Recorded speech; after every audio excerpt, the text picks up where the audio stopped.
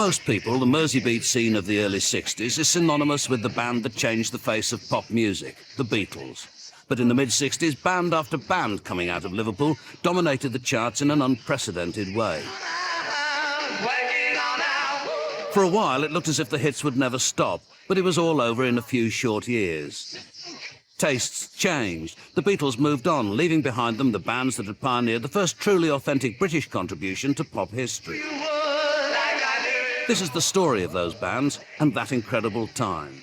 Hippie, hippie shakes. Yeah, I got the shakes. I got the hippie, hippie shakes. Sugar and the spice and all things nice. You know that little girl is mine. So ferry, cross the Mersey, 'cause this land's the place I love. Little children, you better tell what you see. Now I was feet off at the pool in the port of Liverpool. Why there was this explosion of music in Liverpool at this particular time, no one really has a definitive answer. Perhaps its status as a port, absorbing people, goods and influences from all over the world, had something to do with it. Now the first time I saw What is known is that by the end of the 50s, teenagers all over the city, inspired by listening to American R&B and British skiffle, were desperate to play music. The first step was usually to get a guitar, but affordable guitars were hard to come by in the city. So I think I sent one for one out to Daily Mirror. I think John Lennon sent for the same one. They were made like orange box. I think they were made in Spain with 6 strings. They were virtually untunable. No scratch plate, because I remember getting a sheet of plastic to cut a white plastic scratch plate out and screw it on. I was playing guitar at a very young age, you know, just the acoustic guitar and like learning all these pop songs. I used to sit on the top of the stairs in the house because it was all echoey, and I thought it sounded great. The easy things that you could play, I found at that time, were the skiffle things. If you had a guitar and you knew 3 chords, you could play almost anything. I had the old beat-up acoustic thing. I used to stand on the corner in my hometown of Bootle, playing Lolly Donegan songs, Rock Island Line and things like that. down the Rock Island Line, she's a mighty good road. The Rock Island Line is the road to ride. Yeah, the Rock Island Line is a mighty good road. Skiffle was like an American country western blues. And we listened to these songs like Rock Island Line.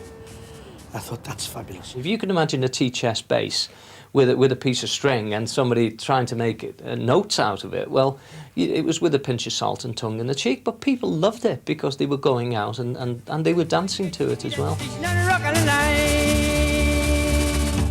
Once past the stage of mastering an instrument, even a washboard, came the difficult part of getting into a group. Ralph Ellis was approached to join an established trad jazz and skiffle band, the Blue Jeans. And we stopped and we talked and he said, we're looking for another guitar player singer. Would you be interested in joining the Blue Jeans? Well, it took me about a third of a second to think about it and said, I'd love to. And that was probably one of the biggest thrills of my life when I actually joined the Blue Jeans, and then I went and bought the Martini shirt and the light blue jeans. And I thought I was real cat's whiskers when I wore those. The Blue Jeans were early leaders on the Mersey beat scene, but they played trad jazz. For kids a little younger, it was American R&B that inspired them. I actually got the first record player in our house through a kind of rich aunt who had a sweet shop on a corner. But previous to that, I'd already been out and bought at least 7 or 8 records, which I could not play at all. I used to sit there reading labels.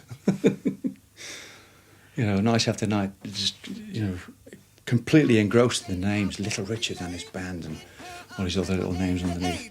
Shack go down by the Union Hall when the dots start jumping. I have a ball, I'm gonna rock it up. I was at a fairground with a couple of mates, and I still remember it to this day. It was Rip It Up by Little Richard, and it was like a smack in the mouth. It was like, you know, as soon as it started, oh, have that. On the way back from school, I went to David's house, and he put on this record by a man called Elvis Presley, which was Heartbreak Hotel and Hound Dog. I went, oh, what is that?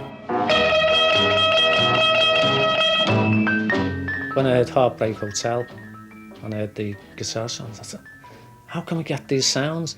And I seen this guitar in the window. It was the most oddest looking guitar that I'd ever seen. It was 1 inch thick and it was like a plank of wood. But I liked it for the shape. It was an Antoria. But of course, I failed to realise with it not being a cello type guitar, you needed an amplifier to go with it. Well, the amplifiers again in 1958 were thin on the ground. So we made this amplifier up. It's like it had 2 valves in. It was in a cabinet 18-inch square, and I put a bolt of lightning across the front to make it look quite nice. This interest in rock and roll led to a rash of bands being formed. Bobby Thompson got together with Stockport butcher's boy Ted Taylor to form the James Boys. Ted emerged as the frontman and acquired a new name. He was a huge kid. He was absolutely massive. King-size cigarettes had just come out, and I made some crack about him being a king-size singer. Yeah. So I think I gave him the name. So Ted Taylor became King Size Taylor, and his band, the Dominoes. In Broad Green, Alan Caldwell changed his name to Rory's Storm, and his band became the Hurricanes. They were managed by Rory's mum, Vi. We got quite good money because she was ruthless about the money. She said, they're not playing for that, you know. It was like when George Harrison in the early years in 1958 or 59 asked to join us, and she opened the door. And I can always remember this because we were rehearsing either under the stairs or in the hall. And he said, I brought my guitar, I'd like to, I heard Rory's looking for a guitarist. And I said to him, look son, you're too young, they're older than you. They're too old for you, son. And shut the door. And that was the end of it, like, you know. We could have had George Harrison in the band, you know. One fine day, along came this fella, John Hutchinson, who lived around the corner. And I didn't know at the time, but he was in a band called Casson and Casanovas. And they were looking for a bass player. So he said to me, can you play the bass guitar? I said, certainly. Having no idea at all, not ever having seen one. And for this first gig, I got £2. And the wage then was only like £2, 10 shillings. And I thought, £2 for 1 hour? This is it. Brian Jones was invited to join yet another new band, the Vegas 5. Jeff knocked on the door and asked me if I sang. And I said, yes, I do. So he said, would you like to join a band as a singer? So I said, well, I've just bought this tenor saxophone yesterday. So he said, well, bring that along and, you know, play that, which was ridiculous, really, because I'd only had it a day. So he came in and he brought the sax along. Well, it was pretty awful. But he was a good singer. So we kept him on. I used to sing a third of the songs. There was three singers in the band. So when the other 2 singers were doing their songs, I used to sort of honk in the background on one note. And then the next night I might get a bit more adventurous and sort of start honking on 2 notes. The band began advertising in the local paper to get gigs. We actually bought the paper that evening to see if our name was in it. And we saw this thing called The Undertakers, this band called The Undertakers. So we didn't see our name, the Vegas 5, advertised. So we phoned up the agent and he said, oh no, there's been a misprint. If you look in the funeral column, the Vegas 5 is in the funeral column and The Undertakers is in the actual gig that we were doing. So just before we went on, we learnt the Death March in the dressing room. And then straight into Johnny B. Good, and that then was the advent of the Undertakers. Hey baby, come on baby. Much better, oh yeah.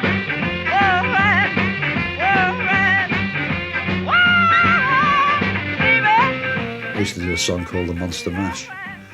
And then the thing is, the crowd started getting used to me coming out of the coffin.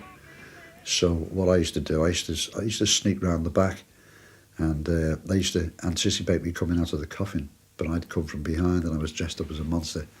You go back to a gig you'd done, say, 6 months before at one price as the name of another band, and you're going as the Undertakers, doing marginally the same type of material. And you come, and they used to say, oh, you come. I said, yeah, but look at the show you've had. Totally different show to what you got as the Vegas 5. I was still working in the butchers at that time, and I was able to get lots of props from the butchers, like a tin of sheep's eyes. I used to throw these eyes at people, and the next thing is you'd see these girls walking around with like 3 eyes. One, like the eyes would be stuck in the middle of the forehead.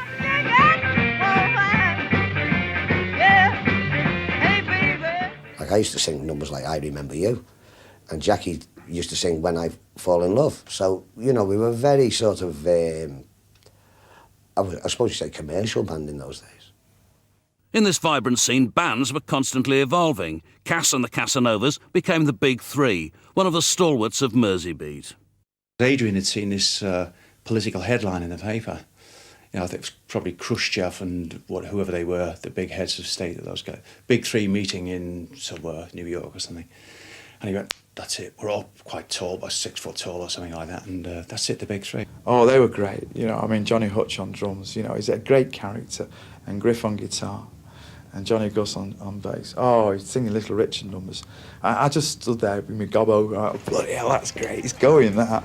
You know, he was, they were a very good band. I've taken the black lap off my pride, oh now, some of the guy now, when it comes to best girl I ever had, oh, and I'm a lonely one, lonely as I can be, oh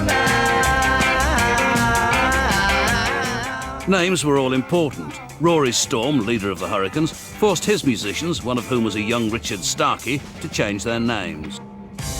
He was already Rory Storm, but we were the Hurricanes, so he said, you can't have names like John Byrne or Richard Starkey. The names have got to be changed.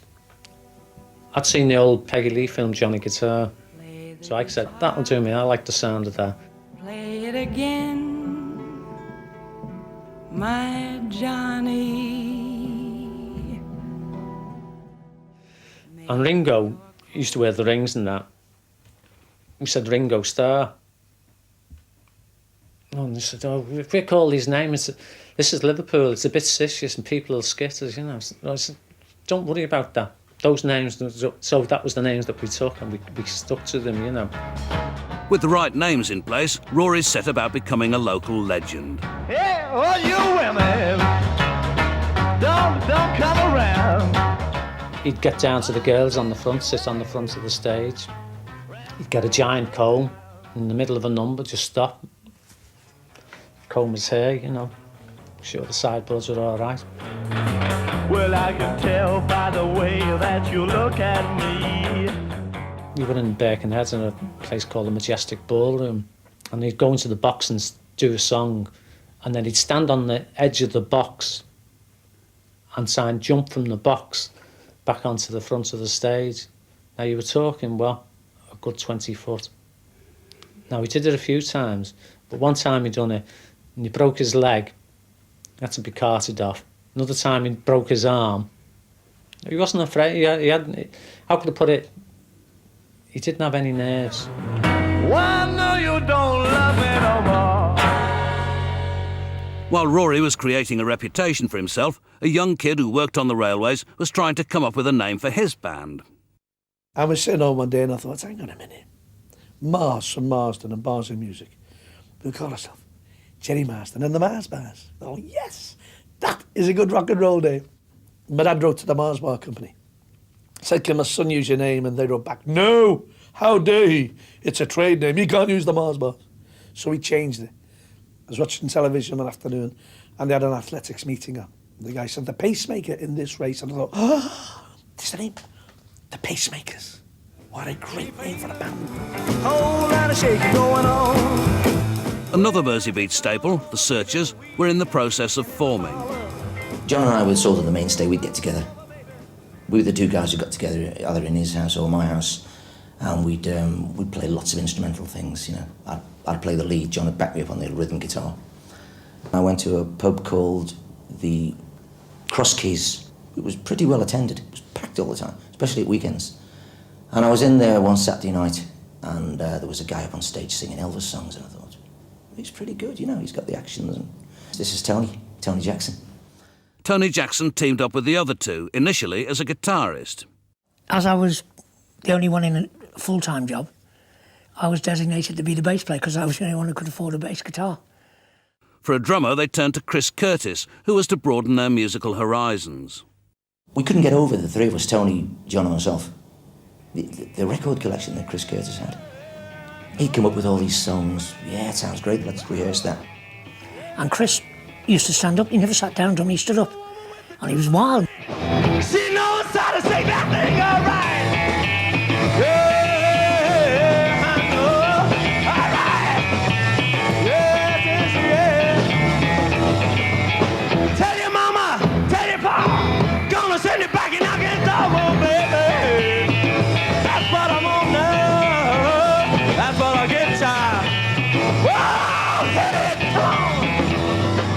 One of the biggest stars of Mersey Beat was Billy J. Kramer. He started out as plain William Ashton and had never wanted to be a frontman. We had another singer, but then he decided that he didn't want to be in the rock and roll business, and he opened a hairdressing shop and left the band, and then the band sort of pushed me into being the singer, and I had no experience whatsoever. I would have been quite happy to strum the guitar and stand behind somebody else.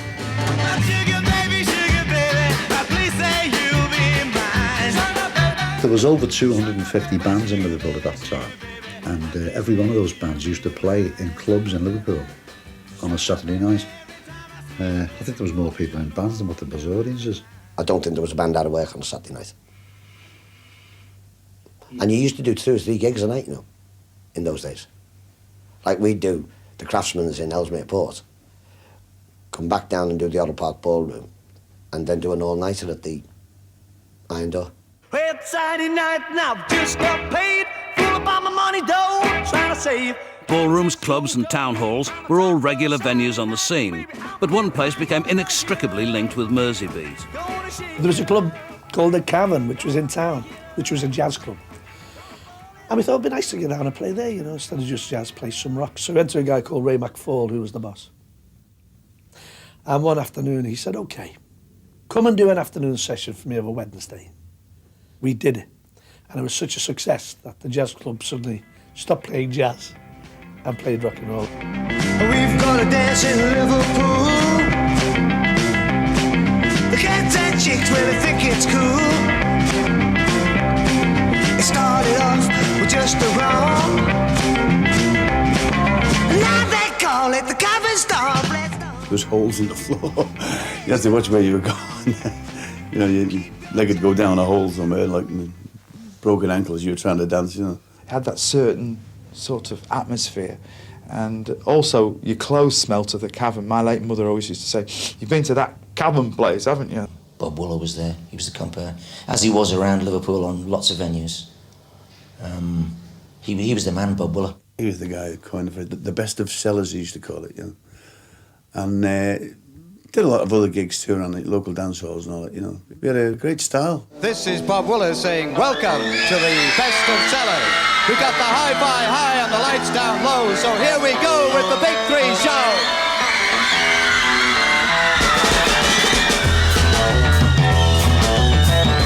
In 1961, the local scene was in full swing. Then, more by accident than design, a whole new world opened up for Mersey Beat bands. But it was several hundred miles from Liverpool. All around the world, every boy and girl, you say go listen. Pretty soon, all the Liverpool bands headed over to Hamburg, where they received more than a musical education.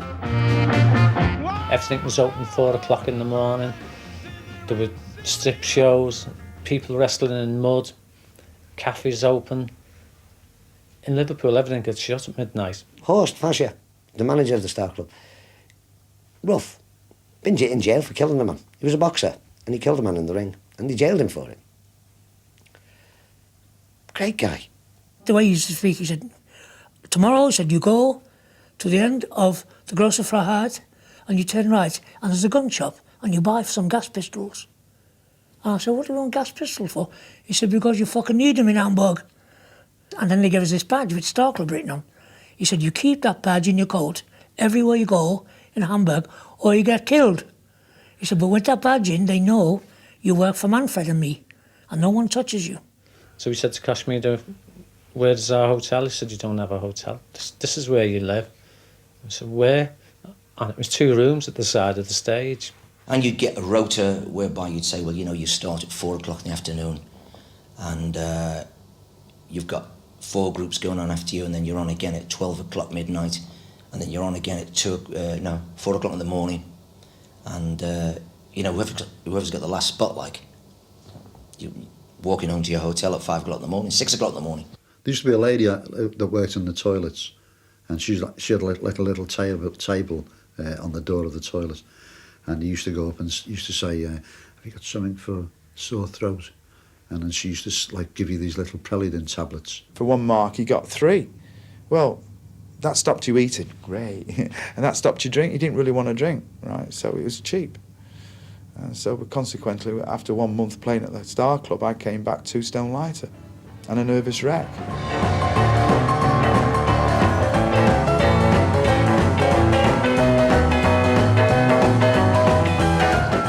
One band that found Hamburg audiences less than enthusiastic was the Swinging Blue Jeans, who at this stage were still playing trad jazz. Well, the Germans, first time they played, were gobsmacked. They just looked.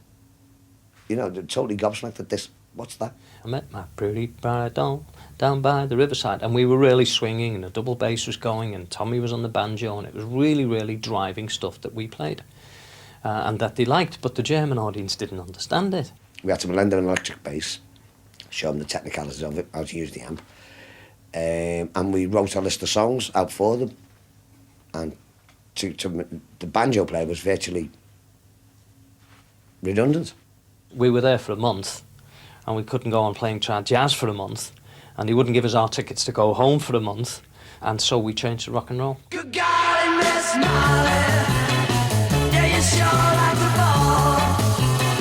Oh, good golly, Miss Molly. Yeah, you sure like to ball. The Hamburg experience sharpened every band up and was to move the scene one step closer to national prominence.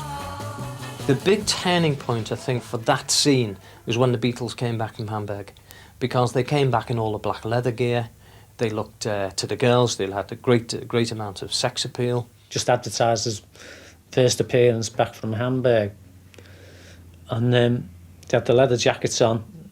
The place was packed, the heat was terrific, and they went down a bomb. The first time I saw the Beatles, I actually thought they were German, because a lot of people did. They were being billed as straight from Hamburg, because they were over there so much, and they looked so different to anybody else.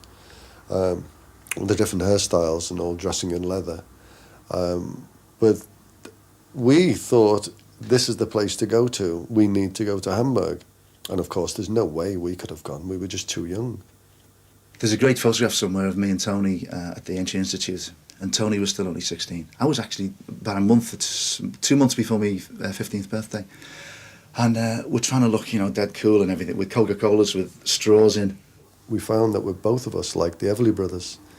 And when we tried singing together, we found out we could sound just like the Everly Brothers. So we think, well, this is a good basis for a band. So we called ourselves the Mavericks. And Bob Wallace saw us and said, I think you're absolutely wonderful, but you need to be launched and you need a new name. So we went down to town, me and Tony, and okay, what's the name of it? What are we going to be called? He said, the Mersey Beats. You came to me one summer night.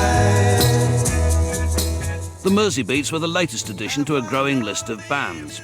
In this competitive environment, poaching of good musicians by other bands was endemic, as Rory Storm was about to find out.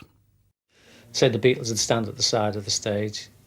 Ringo was still playing with us, he was still our drummer, and they'd watch the shows because he was just so good, you know. He could put anything over.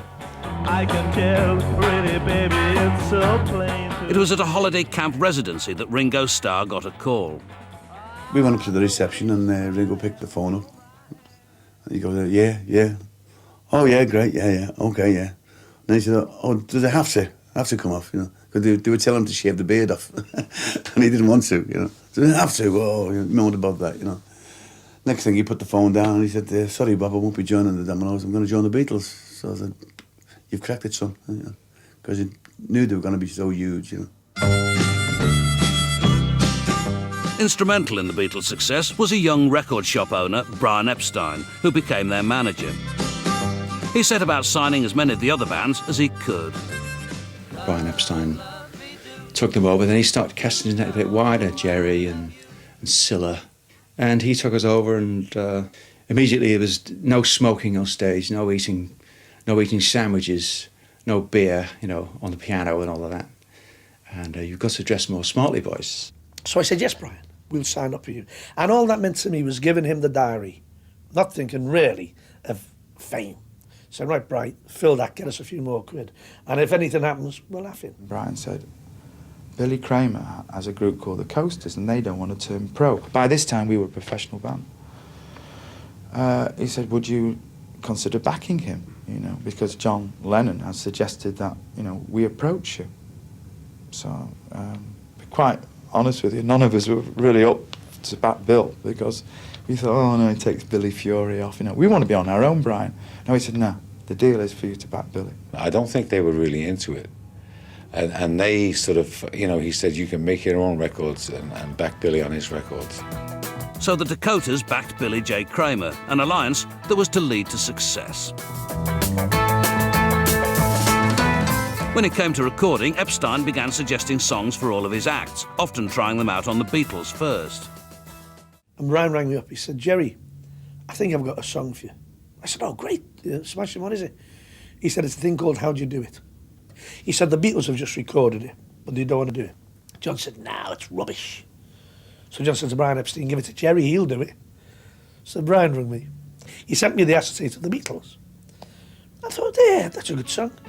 Anything to get on a record. How do you do what you do to me? I wish I knew. If I knew how you do it to me, I'd do it to you. Brian rung me on the Tuesday, because we knew on the Tuesday charts came out on Friday. Brian rung me and said, Jerry, how do you do it to get to #1? I said, oh, bloody hell. Thanks, Brian. Put the phone down. My mum was in the back kitchen. I said, Mum. She said, what? I said, how do you do it's gone to #1? She said, what does that mean? I said, I think it means we're nearly famous. You give me a feeling in my heart, like an arrow passing through it. Suppose that you think you're very smart, but won't you tell me how do you do it? How do you do it? Epstein used the songwriting talents of Lennon and McCartney to power the Mersey beat scene. Brian gave us, like, Do You Want to Know a Secret? And it was just John Lennon singing Do You Want to Know a Secret on an acoustic guitar. And at the end, he sort of apologised for the quality of the song and flushed the toilet. Billy bowed to pressure from Epstein, and Do You Want to Know a Secret became a hit. Listen, do you want to know a secret? Do you promise not to tell? Whoa, whoa. For his biggest hit, Billy revolted against Epstein and refused to record another Lennon and McCartney song, preferring his own choice, Little Children. It was a song that I'd found myself. I believed in the song. Brian Epstein was totally against me recording Little Children, and even went as far as to say that I'd insulted the two finest songwriters in the world. I'm telling you, little children, you better tell what you see. Little Children, I think really was the best record we ever did. And it sounds terrible when you've got John Lennon and Paul McCartney writing your first 4 records. But a lot of problems with that because Brian didn't want us to do it. So I remember in the studio there was a lot of rows. Around, I wonder what can I do around little children like you. The Swinging Blue Jeans, returned from Hamburg and now a proper rock and roll band, got a deal with HMV and were given to staff producer Wally Ridley. Wally Ridley was more a Ronnie Hilton type of recording manager. He was very much middle of the road, Roger Whittaker and that type of music. Mr. Wally Ridley, the recording manager, controls the balance of the music so that the players will get the sound they really want. For goodness sake, I got the hippie hippie shades. When we came down with the Hippie Hippie Shake, he didn't rate that very much at all. I got the hippie hippie shades. He was saying he couldn't hear the words clearly, and Norman was saying, well, to hell with the words. People want to listen to the beat and they want the driving rock rhythm. The words are unimportant. And Wally Ridley was saying, well, he's been recording for years and it's the other way round. For goodness sake, I got the hippie hippie shades. Yeah. When we did the first LP, we didn't have enough material. I can remember in the morning and before we broke for lunch, we said, well, that's all we've got. And Wally said, well, you can't have because the studio's booked for the day and it's very expensive. We said, well, you know, we'll have to come back. He said, well, you can't do that. You've got to use the time up. So we said, well, okay, you go off and have your lunch and we'll work some numbers out. Sweets for my sweet, sugar for my... Next, it was the Searchers' turn to record, this time with Tony Hatch. But I can remember going into the studios and we rehearsed the song, and I think we did it in 3 takes, all standing around one microphone. And I thought it wasn't perfect. But of course, Tony Hatch, he's up in the box and he's saying, "That's it, boys. We've got one. We've got a master." You know, we're saying, "We can do a better one." No, that's it. That's good enough. Again, it was a hit. Darling, I would chase that bright star nightly and try to steal it from the sky. And I would bring sweets for my sweet, sugar for my honey. Your first sweet kiss thrilled me so. Right down through the history of rock and roll, if you find a band that has a success with one record, you'll always find that the follow-up is very, very similar. So anyway, Tony said, "I've got this song, a friend of mine has written it for you, blah, blah, blah." Great. And we did it, Sugar and Spice, sure enough, back up to the top of the charts. We actually found out later that Tony Hatch had written the song himself. Sugar and spice and all things nice. You know that little girl is mine. With this newfound success, the Searchers' flamboyant drummer, Chris Curtis, began to see himself as group leader. Chris was the showman out the band. And because of that, although we were all equal guys and we all loved the same music and all that, Chris then began to get a bit, well, it's my band, you know, so I tell everyone what to do. And I think that's what the start of the friction was. I walked in the studio, all set up, and he just walked up to me and said, "I don't want you to sing on this album, Tony. Your voice isn't good enough." Which, you know, I fell through the floor. I said, "What do you mean?" "Well, that's the polite version of what do you mean." He said, "No," he said, "No, Michael's going to do it. Mike's going to sing, take all the leads. You're just playing bass." I said, "Well, look, I've been lead singer on 2 albums, 2 number 1s. And then he says, "I don't like the way you're playing bass. I want you to do it this way." So I blew my top, you know, and I said, "Chris," I said, "what the FNL are you on about?" I said, "You're the drummer in the band." I said, "You don't lead it." I said, "Why don't you stick to your drums?" Tony lost out in the battle with Chris and was kicked out of the band. Your dreams of fame have all come true. Now I'm just a no one next to you. I was expecting, stupidly like that, when the news broke that I was out the band, I'd have a flood of phone calls, like from Hollies or anyone who thought I could do a job for them. Will you join us, you know, Foremost or Mersey Beats or somebody? But nothing came. I wished him well, you know, I wished he would have made a big name. I didn't really want him to leave the band, but you get caught up in so many emotions in those circumstances. Tony formed a band called The Vibrations, but even then couldn't escape his past in the Searchers. My agent said, "No one's going to book you with that name. They've got to know it's you. You've got to use your name up front." I said, "Yeah, but I don't want to be."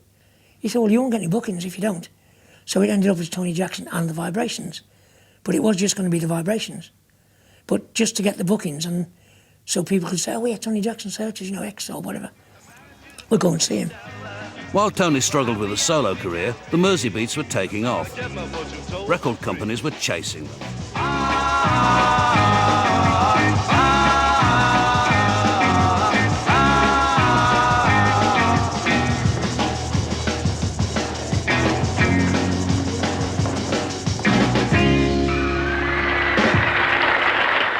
We won a recording contract with Decca Records. At the same time, Fontana Records had been up to Liverpool to see us working at the Cavern. So we literally had 2 recording contracts and we didn't know which one to sign. So we went back then to Bob Wooler and asked his advice. And he says, "Well, a brand new label and you're one of the first acts that they've signed up, they're going to spend more time and more money on you than if you sign up with Decca, who've got countless number of acts. I think since they lost the Beatles, I think they signed almost everybody." It's love that really counts. Believe me, it's love that really counts. And maybe... The Mersey Beats, with 2 hits under their belts, were on the verge of greater things when they suffered a serious blow. We started getting offers to go to Italy, to America, to Germany, to all these places. And Billy suddenly got very disillusioned with the whole thing, wanted to leave to open a hairdressing shop, and that was it. Walk on through the wind. For his third single, Jerry Marsden, against the wishes of Brian Epstein, decided to record a Rodgers and Hammerstein number. We put it down, then George put the violins on and everything. And when I heard it, a week later I went in to listen to the tracks. And I went, ah! I said, oh, George, that's lovely. The string, I said, wonderful. He said, thank you. So Brian was there. And I said, that's the third record. Brian nearly had a heart attack. And we put it out. And it was the fastest one to go to number 1. And you'll never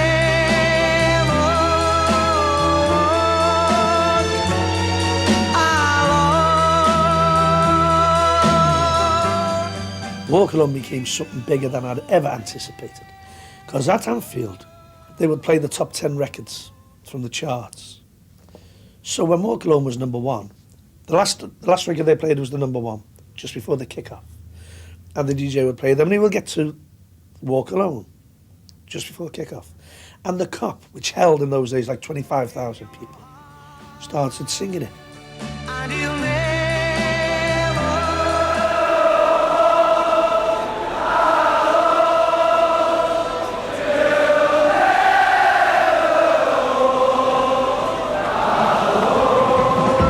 the best things in life are free, but you can keep the ball and down bills. I want money, what I want, that's what I want best. Back in Hamburg, King-Size Taylor and the Dominoes would record numerous albums under different names. One was an album for Scottish singer Alex Harvey. Alex come roaring around one morning. It's like about 10 o'clock in the morning. We'd be in bed about half an hour. I've got to do an LP today. Now, do you like that? I've got to do an LP today because it's supposed to be a live album.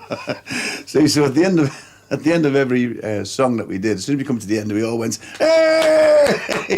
We all put our own applause on, see? And then done it again. They played the track back to us, and we put our own applause on again, and we were all whistling and banging bottles, and it came out. It sounded so live. It was wonderful, and it came out. It was Alex Harvey and his soul band. Live at the Top 10 Hamburg, when in actual fact it was Alex Harvey and the Dominoes out the Reds in Polydor Studios. In Liverpool, the Big Three were offered a recording opportunity, but the wrong choice of material scuppered their chances. We were allowed to do an R&B tune for our first single, which was some kind of sop in the right direction, yeah? But from then on it went downhill rapidly. The songwriters were brought in, Mitch Murray, and By the Way was brought up, this song By the Way, which the Beatles had turned down as being awful. I can tell that you're the one by the way you keep me thinking of you. Oh, by the way, I love you. And some bright spark had finally realised that these tunes they're recording is not what this band is about. So they thought, we'll make an album, a proper 12-inch album of Live at the Cavern, which we did. We recorded 2 whole sets, one after the other, allowing for mistakes in the control room, with the tapes and etc. One More Time Boys and all this. Nobody paid to get in. It was packed, all screaming their brains out. They all knew us anyway. Bob Waller was there with his medicinal potions, and we did a whole album's worth. At least 2 takes of each track. And what they did, they erased it. They erased most of it, except for those 4 tracks, which were later called the Big Three EP at the Cavern. Oh, when you see me in misery, come on, baby, stand by me, yeah. What I say, tell me what I say now. Apart from that, we went to Decca Studios one day and recorded 4 or 5 other tunes, and they erased those as well. They lost them. Good, aren't they?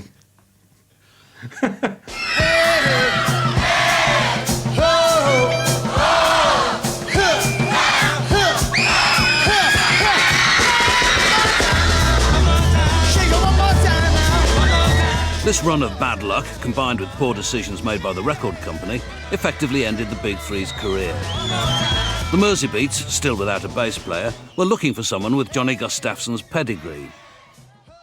I had this idea, I wonder if Johnny Gustafson would leave the Big Three, because I believe they're not doing much. I just thought they're in the charts and they're making lots of money, and why not, you know? Why not? So it was a touch mercenary, really, I suppose. Well, it was, of course it was. If you turn around, it wouldn't be good. Folks would say she only did what she should. Don't turn around. The money was supposedly good, but then again, things happened, don't they? And they had this manager named Alan Cheetham. Nice name, isn't it? You can guess the rest. Just wishing and hoping and thinking and praying, planning and dreaming. Her kisses will start that won't get you into the heart. So if you're thinking how great to love is. Johnny's time in the Mersey Beats was short-lived. Billy Kinsley, one of the group's founders, wanted back in. And I was the last one in the dressing room, and they were all sitting there, looked very sort of long-faced and quiet, which is very unusual. And I sat down, what's happening? And Tony said, it's not really happening, is it? It was a strange choice of words, because there'd just been this incredibly loud, for them, normal crowd reaction. And it was just, he had to say something, I suppose, which is, you know, I felt sorry for him later, years later. He had to try and explain. And they wanted Billy back. So, what can we say? You know, okay. Billy J. Kramer's career was on the turn. His ability to choose the right material had seemingly deserted him. Different writers have said in things that Paul McCartney never offered yesterday to anybody. But believe it or not, when I was doing that summer season in Blackpool, he played me Yesterday. And I said, I don't like it. I said, it's boring, Paul, and I want a rock and roll song. The sun is fading away. That's the end of the day. As the June light turns to moonlight, I'll be on my way. I would see things in the NME, like, where they'd have little goes at you, and it'd say, like, is Billy J. Kramer the ideal person to invite to your party? Because I've been drunk at somebody else's party the week before and insulted everybody, you know. Which, you know, it was a bummer, really. I didn't like him very much. It's another reason why I left the band. He was drinking so heavily, and he was just abusive to everybody, including myself, and I just had enough. It just knocked all the stuffing out of me. Some of the longest-running Mersey Beat bands were breaking up, a symptom that the scene was running out of steam. We've been together for a long, long time. Don't say that you've never loved me. I got very depressed about the whole thing, and I went through a pretty bad spell for a while. I'm worrying about what the long-term future was, and having come from a very insecure background, you know, what the future was going to be after the band. And then we started to have one or two problems between ourselves, as bands do. And they just said to me one night, well, look, you know, if this isn't really working out, we're not getting on anymore, it might be better if you leave. So that's how it happened. Feeling better now that we're through. Feeling better 'cause I'm over you. I finished completely, totally, altogether. I put my Strat in its case and I put it away. And it stayed there for 26 years.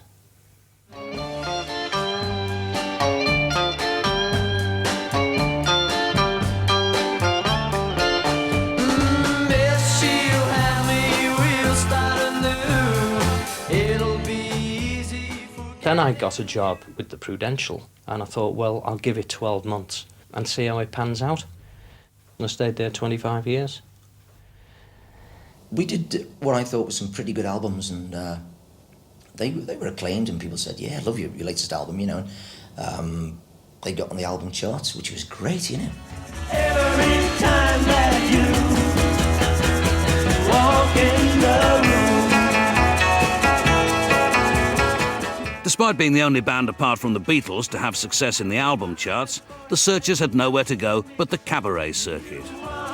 We left Pie Records and we were at a stage whereby, what's the career going to be? And of course, we got into the cabaret scene, nightclub market, which is a good scene. You know, it's a good living. It gives you what you've been used to. The whole Liverpool thing was sort of dying. This is 1965. We'd stopped having hits. The Searchers had stopped having hits. Everybody basically had stopped having hits except the Beatles. The Mersey Beats signed a new deal, and their career was given a brief boost. But for the band and the scene, the writing was on the wall. A new generation of groups, inspired by the Beatles, were penning their own songs and stealing the thunder of the Mersey Beat bands.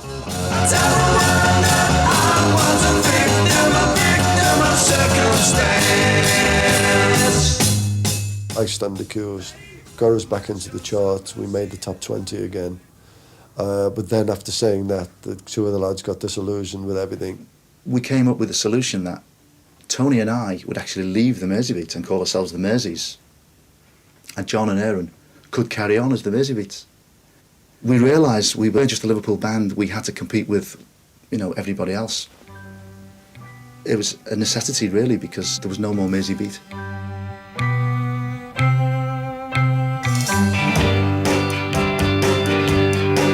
With your long blonde hair and your eyes of blue. Mersey Beat was over. The Beatles had moved on, leaving the other bands playing cabaret. But for a few years in the mid-60s, Liverpool bands had ruled the world. You're acting funny, spending all my money. You're out there playing your high-class games. Sorrow, sorrow. You never do what you know you ought to. Something tells me you're the devil's daughter.